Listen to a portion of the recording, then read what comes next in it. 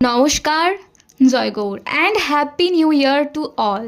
সকালের ওয়েদার কিছুটা এরকম ছিল, জানো তো, এই শীতল বাতাস যেন সব কিছুকে একদম স্থির করে দেয়, কোনো তাড়া নেই। আর এখানে আমি শীতের সবচেয়ে নেসেসারি জিনিসটি অ্যাপ্লাই করে নিচ্ছি। কেন জানি না, আজকে ঘরে থাকতে একদমই ইচ্ছে করছে না, ভাবলাম একটু ঘুরে আসি। Just ignore my background. আর হ্যাঁ, এই ঠান্ডার মধ্যে আমি এখন যাচ্ছি রানীরঘাট, যা আমার বাড়ি থেকে একদমই কাছে। এখানে এসে গঙ্গা আরতিও দেখা হয়ে গেল। জানো তো, অনেক ছোটবেলায় মার সাথে প্রায় রোজ এই গঙ্গার ধারে ঘুরতে আসতাম।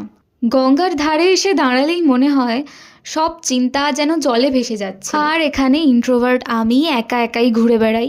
এটা হতে পারে না যে আমি নবদ্বীপে আসবো আর মহাপ্রভু বাড়ি আসবো না। তো চলে এলাম আমি এখন মহাপ্রভু বাড়ি। সব প্রশ্নের উত্তর এনার কাছ থেকে না পেলেও শান্তিটা ঠিকই পাওয়া যায়।